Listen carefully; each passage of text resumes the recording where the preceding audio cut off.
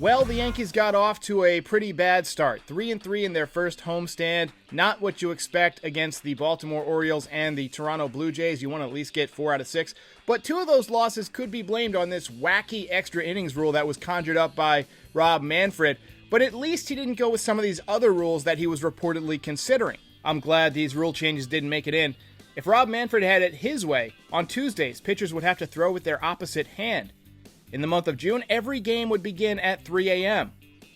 In the 4th inning, you would only be able to use 2 outfielders. And every team must hire a dog to be the manager. Actually, I kind of like the dog rule.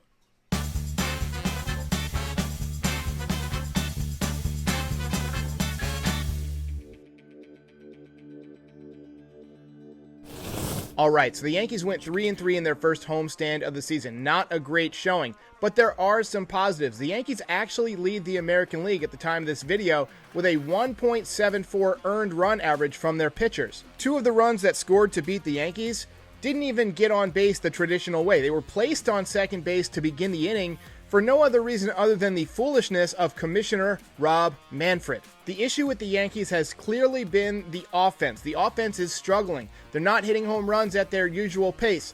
They've got a very low team OPS. We'll go through all the stats. I'll go through the offense first, and then we'll get through the pitching.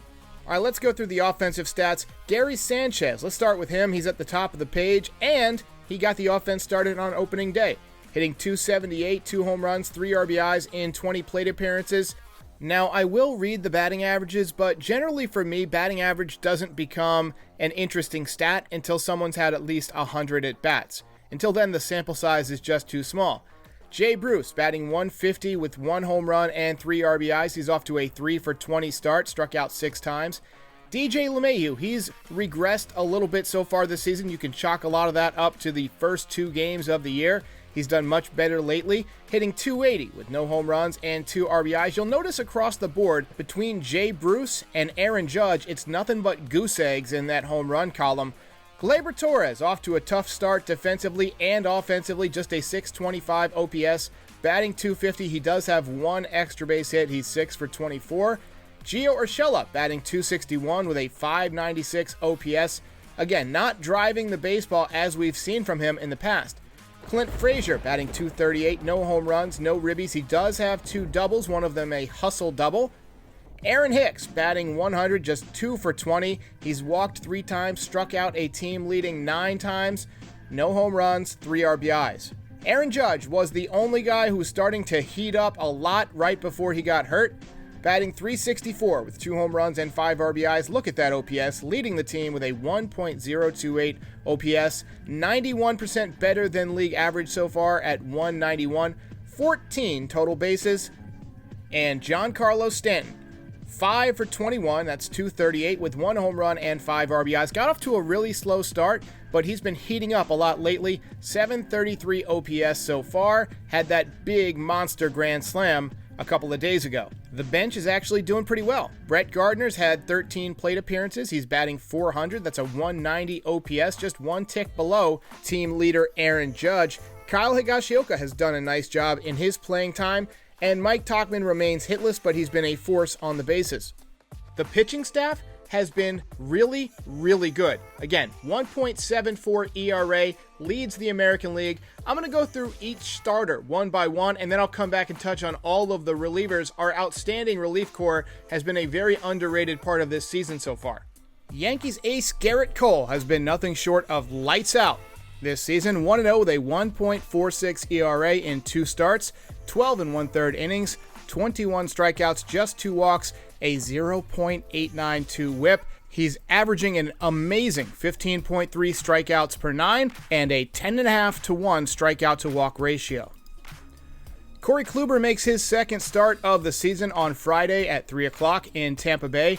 In his Yankees debut, he was solid but not super efficient. He went 4 innings, 5 hits, 2 runs, 1 of them earned, 3 walks, and 5 strikeouts. The walks have been a problem for Corey Kluber dating back to spring training. Jordan Montgomery was simply amazing in his first start of the season. 6 shutout innings, just 4 hits allowed, 7 strikeouts, weak contact all night. Honestly, I was high on Jordan Montgomery coming into this season, but I'm even higher on Jordan Montgomery right now after watching him pitch the first time out. And yes, I know it was the birds, but Jordan Montgomery has consistently allowed soft contact throughout his big league career. I don't see any reason that that trend wouldn't continue. His changeup was amazing last time out. One guy who was perhaps a little disappointing based on how good his spring was Domingo Germán. The 28-year-old went 3 innings, allowed 4 hits, 3 earned runs, 1 walk, and struck out 2. He did allow 2 home runs. It looked to me like he was really good in the first inning, and he settled back in the third inning, but the second inning, for whatever reason, he just lost control. Look for him to be better the second time around. And JAMESON TAILLON, he made his first start with the Yankees on Wednesday night, went 4 2/3, 3 hits, 2 earned runs, 2 home runs, 7 strikeouts. It seemed like he just had a little blip during the middle of the game where he struggled with his command. He gave up 2 home runs, but the good news is he settled back down and he finished strong. He didn't throw a ton of pitches, so look for him to work more as the season goes along. The bullpen has been tremendous overall. Nick Nelson has not allowed a run, but he is 0-1 because of that stupid rule. Chad Green, same thing happened to him. No earned runs, 5 1/3 innings pitched. Strikeouts down a little bit for Chad Green. Jonathan Loaisiga, Johnny Lasagna. Luis Cessa has been more dominant than he's ever been in his career. And the crafty veteran, Darren O'Day, has thrown 2 2/3 innings, yet to allow a run. Aroldis Chapman is back, and his splitter is looking absolutely fantastic. He's got 2 innings pitched, and he's maxed out on strikeouts with 6. No hits allowed, just 1 walk. Lucas Litke has a 13.50 ERA. He's allowed 3 earned runs in 2 innings. This is a guy who hasn't pitched since 2015, but I'm pretty confident that his stuff is there. I think he will pitch better as the season goes along, should he remain on the roster, but he may get dropped when Zach Britton comes back. There's no point in beating around the bush when it comes to Gleyber Torres. He's been really, really bad defensively. He's already got a negative .7 defensive WAR after just 6 games. And a lot of that is probably due to that error that he made in extra innings on Wednesday night that cost the Yankees the game. Bad time to screw up a routine play. To me, it looked like he had all the time in the world. He just kind of muffed the throw. Offensively, he's not off to a great start. We saw what he did in spring training, though, so I do think that he will hit, and he will hit soon. I hope it starts this weekend. He better start hitting soon because the way he's playing defense, he's really hurting the Yankees when he's not doing it on either side of the ball. And right now, I don't know what the solution is. The Yankees don't have a true backup shortstop that can hit. Tyler Wade can play shortstop. He's probably the best shortstop on the team. He's definitely the best shortstop on the team.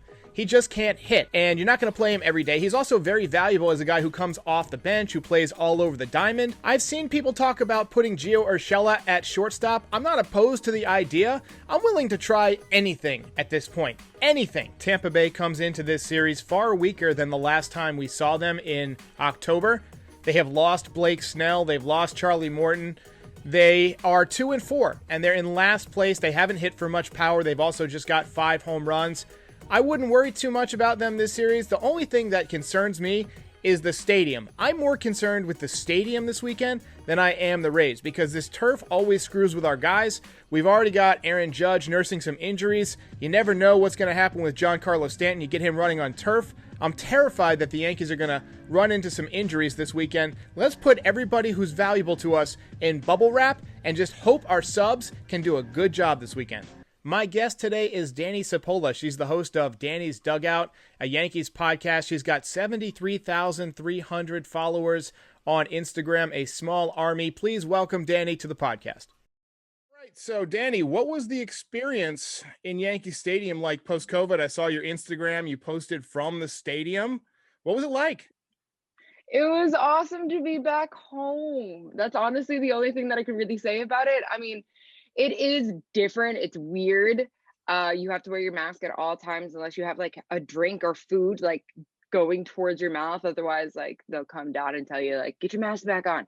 It's honestly just so nice to be home. I don't care what way that what I have to do to get into the stadium. I don't care how many people are in the stadium. It causes less lines. There's a lot of podcasts out there, a lot of Yankees podcasts. I think it's great I'm rooting for more people to get into it, because I think the bigger the community gets, the better it is for all of us. The bigger the audience, the more opportunity we have to get our content out there. So tell me a little bit about Dani's Dugout. How did it start? What's the concept? What type of guests do you have on? All that good stuff. Where can people find it? Yeah, you can find it on Apple. You can find it on Spotify, Google Play, SoundCloud. You can find it pretty much everywhere.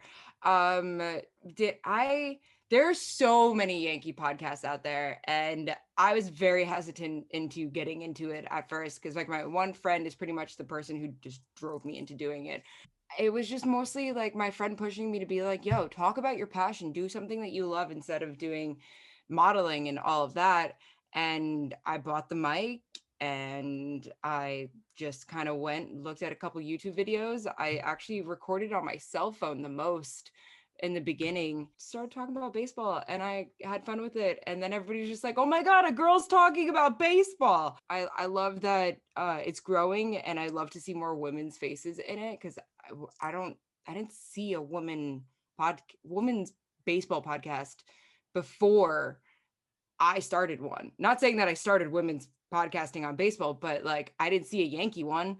I didn't see any of these other ones. And then I found these girls that created a Braves one. I found like these little teenagers that just started another one. And I'm like, where did they all come from? This is amazing. And I like seeing more women in baseball. There's lots of John boys out there. We need some John girls. So credit to you. I watched your Instagram stories a lot. You really know your stuff. You really know baseball. The Yankees had obviously a disappointing homestand, 3-3. They lose 2 extra inning games because of that stupid Manfred rule. Judge gets hurt with a sore oblique or sore side area. You caught a little bit of flack for keeping it real, for keeping it 100 about Aaron Judge. Gleyber Torres's stock is beginning to plummet. What concerns you the most? Honestly, the Manfred situation, I think Manfred is ruining baseball. This is not baseball. A man on second in extra innings is not baseball by any stretch of the imagination. I am worried about Judge's oblique. That is a continuous concern of ours. And I think it's more with him not coming in and pinch hitting last night.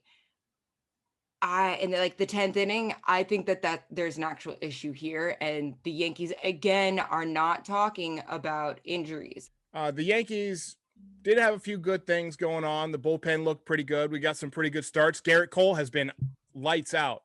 Corey Kluber looked pretty good. What's your biggest positive takeaway from the first week of the season? The thing where you sit back and you say, all right, I feel really good about this guy. Our pitching, not this guy, our pitching are finally, like, after 2 years, 3 years of being like, where is our pitching? Like, what's going on here? 20 years or so. Just yeah. Well, I'm trying to focus on like the last, like, let's be honest. People can't comprehend that amount of time. They can only comprehend like 2018 to now. Right. So like, we have not had pitching. We had crappy Larry Rothschild. Now we got this guy, this new guy, which his name is not escaping my brain. Matt Blake. I'm very confident in what he's doing, because looking at our pitching, and they showed up, but our bats just didn't show up. I'm so excited to actually have pitchers, and I can't wait to see what Kluber can do. Like, we've only seen him pitch once so far. I have a feeling that he's going to like kill it this year. And the 13 strikeouts by Cole, I'm just, yay, I have pitching, which is my favorite part of the sport. So like, to be able to be excited about pitching again, it makes me happy. Wasn't it ironic though, that we finally get pitching and the offense goes in the toilet immediately?